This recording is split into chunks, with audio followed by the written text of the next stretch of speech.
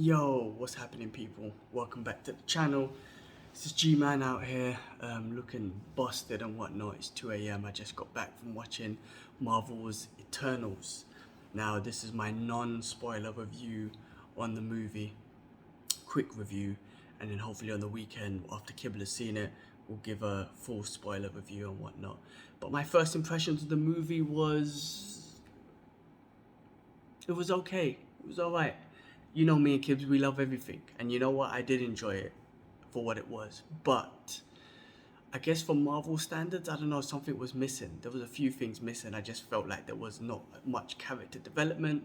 Like, I don't really care if I see these characters again, to be honest. And that's the first in the MCU. I think generally every character in the MCU I'm looking forward to seeing again, and I'm looking forward to them meeting other characters and whatnot within the universe. But this is one of the first times I felt like I'm not really fussed if I see them again, and I don't care if they meet Thor.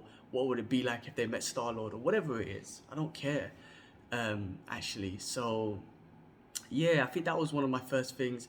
I think the overall story was okay. I'm not going to say anything about it, so I don't want to spoil anything about it. I thought it was okay. I did think there were some characters that, again, I don't want to spoil it, but that were just pointless, I guess. It was there for humor. Like, I think it was trying to follow that Marvel trend, but it didn't work out. It was funny, but it just was more pointless than anything. This was, in the reviews, they were saying this one doesn't follow the Marvel formula. This is definitely different to all the Marvel movies. Yes, it's true, it is different to the Marvel movies. And I don't want to say that was what the problem was, but Marvel does have a formula, and that works. And when you try and change that formula, especially for a movie that you don't know much about, I don't know much about the Eternals, so that's one thing. So when you're not using that formula that does not work towards a group of characters, not just one, a group, which is always harder because there's so many different characters to build, and you don't use a formula that works, then that's risky. Like Guardians of the Galaxy, I didn't know much about them, but that used the Marvel formula. And that Marvel formula, I'm talking about like I know exactly what it is, but you know what it is. It's like straight away they're all likable characters. They all have a sense of comedy to them, likable. You sense a feeling towards them, and you want to see more of them. They make you straight away want you to see more of them. This one didn't have that, and again, these are characters that people might not be familiar with. I'm personally not familiar with them, so it's hard when you try something new because this just didn't look like it fit into the universe for me personally. Now they could fit them in, and that will make it amazing, but this movie didn't feel like it fit into the MCU for me personally. I think that was one of the issues. Look, I know it's hard. I feel like it's hard for Marvel to make a standalone movie now if it doesn't fit in to the universe, because you built this universe. Unlike DC, you can make standalone movies and they turn out to be epic, right? Joker being one, this new Batman coming out being one. But with Marvel, you're in that universe, and I think, that's what gets me excited. Now, knowing that they're in the universe gets me excited. You've seen it in the trailer, they've done some name drops and whatnot, but still, it didn't feel like it fit into the universe.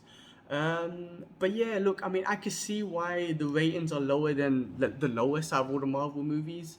I could see that. I'm not saying it was shit. It definitely was not shit. And if you're a Marvel fan, you 100% have to go watch it. Because there are some cool things about it that on the spoiler review I could talk about. But for just some perspective, I feel like it was a standalone movie. It didn't fit in with the MCU. There wasn't much character building, so I don't really care if I see those characters again. And the overall plot of it was just kind of like, are you guys really that powerful? Eternals been looking over the world for, forever. I guess again, when you see the movie, the end storyline and end plot kind of, helps you understand the characters a little bit more and then their reasoning and whatnot. So I don't want to say anything more on that, but I think it's definitely not one of the best Marvel movies out there, considering the standards that's been coming out, considering the crossovers that we're gonna get with Multiverse of Madness, with the new Spider-Man coming out, all that sort of stuff. So anyway, go watch it. Of course you have to go watch it. Go check it out. Let us know what you think. And then look out for the spoiler review coming this weekend, hopefully. And I'll get Kibler's thoughts on it. Maybe he has a different thought on it.